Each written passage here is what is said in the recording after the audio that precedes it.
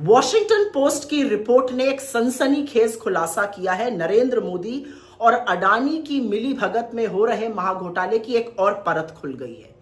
अब जो तथ्य सामने आए हैं वो चौंकाने वाले हैं। नरेंद्र मोदी ने एलआईसी से अडानी को 33,000 करोड़ रुपए दिलाए और यह तब किया गया जब अडानी को कोई कर्ज नहीं दे रहा था। उस समय नरेंद्र मोदी आगे आए और सार्वजनिक जो पैसा होता है, जो इस देश का पैसा है, एलआईसी से अडानी को दिलाया गया। ये जो सारा प्लान है 33,000 करोड़ रुपए एलआईसी से अडानी को दिलवाने का, इसकी रूपरेखा, इसका जो प्लान, इसकी जो योजना थी वो वित्त मंत्रालय के डिपार्टमेंट ऑफ फाइनेंशियल सर्विसेज और नीति आयोग ने तैयार करी। इसका अप्रूवल वित्त मंत्रालय ने दिया और प्लान ये बना कि करीब करीब 28,600 करोड़ रुपए अडानी के कॉर्पोरेट बॉन्ड्स में डाले जाएंगे और करीब 4,200 करोड़ रुपए अडानी की कुछ कंपनीज में हिस्सेदारी बढ़ाने के लिए एलआईसी डालेगा। वो क्या कंपनीज थी? उसमें से एक अडानी ग्रीन था जिसमें एलआईसी का निवेश करीब 1.3% था। योजना में लिखा गया कि 3% तक बढ़ाना है। फिर एक और कंपनी थी जिसमें अंबुजा सीमेंट्स, जिसमें निवेश करीब 5.5% था। कहा गया 8% तक बढ़ाइए।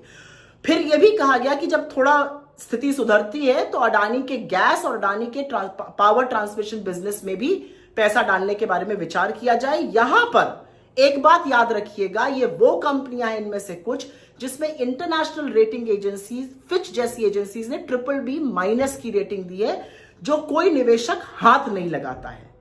एक बात और, ये जो सारी योजना वित्त मंत्रालय, नीति आयोग, सरकार ने मिलकर नरेंद्र मोदी जी के कहने पर बनाई, वो उस महीने में बनाई जिस महीने में अडानी की पोर्ट कंपनी को अपने मौजूदा कर्ज को रीफाइनेंस करने के लिए करीब करीब 4,920 करोड़ रुपए का बॉन्ड लाना था, मई के महीने में।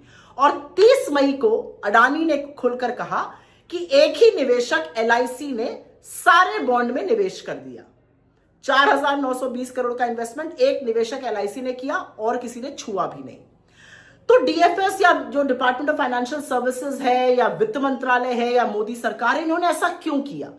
दस्तावेज में साफ साफ लिखा है, अडानी में विश्वास जताने के लिए, बाकी निवेशकों को प्रोत्साहित करने के लिए कि वो अडानी में निवेश करें।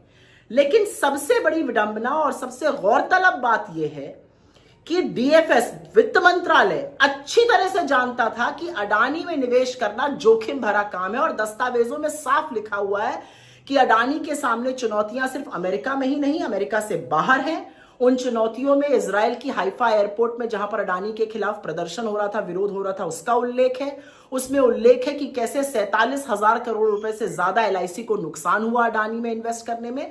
और उसमें उल्लेख है कि कांग्रेस जैसी पार्टीज ने एलआईसी का जो अडानी के लिए एक्सपोजर है उस पर सवाल उठाया है, सार्वजनिक धन के दुरुपयोग का लांछन लगाया। ये सब जानते हुए भी प्लान बना और इन्वेस्टमेंट हुआ अडानी में। अब यहां पर एक बात गौरतलब है, एलआईसी वो कंपनी है जो छोटे मध्यम वर्ग, गरीब परिवारों के लिए, करीब 25 करोड़ पॉलिसी होल्डर्स हैं, उनके लिए जीवन बीमा करती है। सार्वजनिक धन का यह दुरुपयोग है। तो ये जो 33,000 करोड़ रुपए मोदी जी ने स्वाहा किए अडानी जी के नाम पर, यह बेल आउट नहीं तो और क्या है। और शास्त्रों में इसको विशुद्ध रूप से भ्रष्टाचार कहा गया है।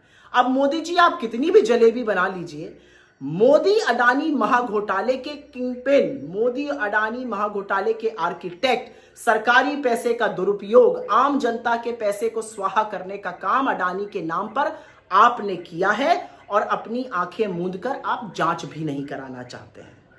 लेकिन मेरा सवाल आज उन मीडिया हाउसेस से है कि क्या इतने बड़े घोटाले को देखकर एक शब्द फूटेगा, एक टिकर चलेगा, एक शो होगा, बहस होगी? अगर होगी तो अच्छी बात है, अगर नहीं होगी तो चरण चुंबक कहने पे बुरा न मानिएगा।